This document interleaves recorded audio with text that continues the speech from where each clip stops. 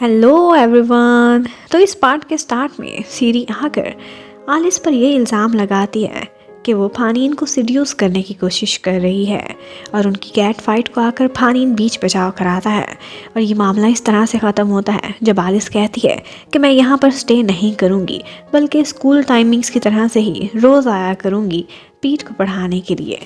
वरना सीरी को तो इतना गुस्सा आ गया था कि उसने यहाँ तक कहा था कि फानीन या तो उसे चूज़ कर ले या फिर उसके बैंक की तरफ से दिया हुआ सारा लोन मार्केट रेट के इंटरेस्ट के अकॉर्डिंग उसे वापस करे। अब इस सब के बाद फानीन को इतना तो अंदाज़ा हो गया था कि सीरी की इंटेंशंस बिल्कुल भी अच्छी नहीं है। वो सीरी की जगह एक और इन्वेस्टर को तलाश करना स्टार्ट कर देता है जो उसे लग रहा था कि उसकी हेल्प कर सकता है, लेकिन सीरी ने भी उस पर नज़र रखवाई हुई थी। वो ये सारे इश्यूज़ पर डिस्कशन अपने डैड के साथ अब्रॉड में करती रहती है और उन दोनों ने यही फैसला किया था कि अगर वो लोग नीरा भाई कंपनी को हथियाना चाहते हैं तो जल्दी से जल्दी सीरी की शादी फानीन से करनी ही पड़ेगी। और इसीलिए वो एक और नया चक्कर चलाते हैं। सीरी अपनी मर्जी की एक न्यूज़पेपर में छपवाती है और वो यही थी कि कितने सालों के वादे के बावजूद भी वो लोग सीरी को दुल्हन नहीं बना रहे हैं। इतने साल बीत गए, उनकी एंगेजमेंट अनाउंस हुई थी लेकिन उसके बाद कोई न्यूज़ नहीं। यहाँ पर सीरी को ही बदनाम किया जा रहा था।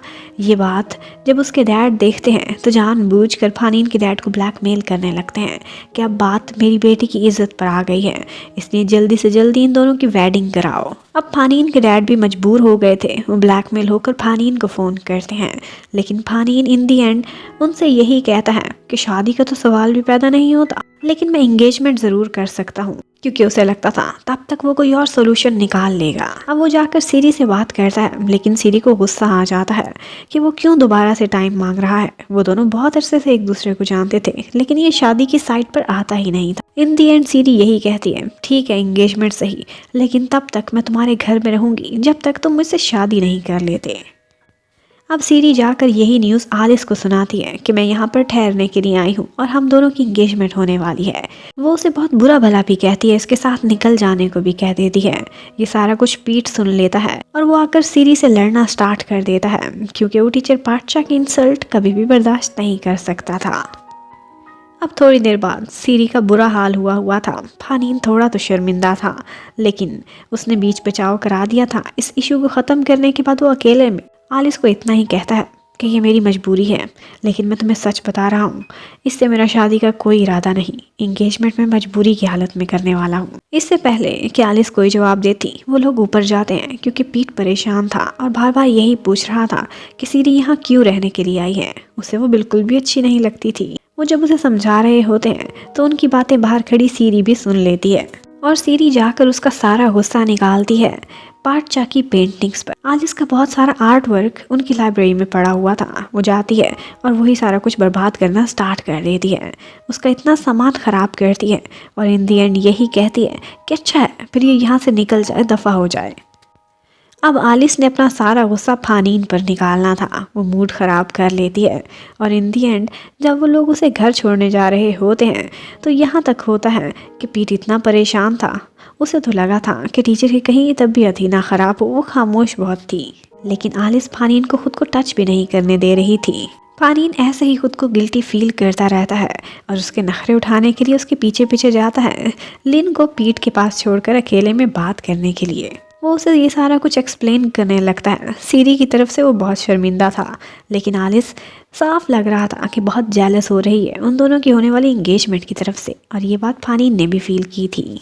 पर जब वो पूछता है तो वो कहती है कि मेरी तुम्हारी सारी यादें उस रात के साथ ख़त्म हो चुकी। लेकिन फानीन स्माइल करने लगता है कि यादें तो तुम्हें अभी भी आती हैं, और फिर साथ ही साथ उसे कहने लगता है कि मैं कोई ना कोई सॉल्यूशन जल्दी निकाल लूँगा, तुम फिक्र ना करना बल्कि वेट करना। लास्ट टाइम जब मैंने तुम्हें दोबारा देखा था तो पिनियो तुम्हारे साथ था, तुम्हारा हस्बैंड बनकर, इसीलिए मैंने तुम पर गिव अप किया था, लेकिन अब ऐसा कुछ भी नहीं है। वो आलिस को किस करता इससे पहले ही लिन और पीट वहाँ पर पहुँच जाते हैं। लिन ने भी फील कर लिया था कि आलिस बहुत अपसेट है फानीन की होने वाली इंगेजमेंट की वजह से। वो उसे मशवरा देती है कि ये सारा कुछ जाकर सबको बता दो कि पीठ का असली फादर फानीन ही है, इस तरह से इंगेजमेंट नहीं होगी। लेकिन आलिस नहीं मानती। अब उसे ड्रॉप करने के बाद सीरी के कहने पर सारे मीडिया के सामने वो लोग अपनी इंगेजमेंट अनाउंस करते हैं। सीरी तो इवेंट की अरेंजमेंट्स के लिए बहुत एक्साइटेड थी, लेकिन फानीन को किसी भी चीज़ में कोई भी इंटरेस्ट नहीं था। सीरी की इतनी एक्साइटमेंट देखकर पोखाई को भी गुस्सा आ रहा था। वो जेलस हो रहा था और उससे बार बार मिलना चाहता था, बट पोखाई को पता चल गया था कि ये मुझे इग्नोर कर रही है। उधर फानीन को पता चलता है कि पीट को फीवर हो गया है। उसकी तबीयत बहुत ख़राब थी और वो सपने में अपनी मॉम को ही देखे जा रहा था। मॉम को बार बार बुला रहा था। इसका यही मतलब था कि उसको मॉम से नफरत नहीं है, बल्कि उसे गुस्सा है, नाराज़गी है, वरना मॉम से कैसे कोई नफरत कर सकता है। ये सुनकर फानीन बहुत दुखी हो जाता है। वो आलिस को लेने के लिए जाता है, लेकिन नॉन आगे से उसका रास्ता रोकता है, क्योंकि ऑफ कोर्स वो फानीन को अपना राइवल समझता था। वो तो उससे लड़ना चाहता था, लेकिन आलिस पीट का सुनकर फौरन से उसके साथ जाने के लिए तैयार हो जाती है। पर नॉन को लगता था कि ये सब झूठ है।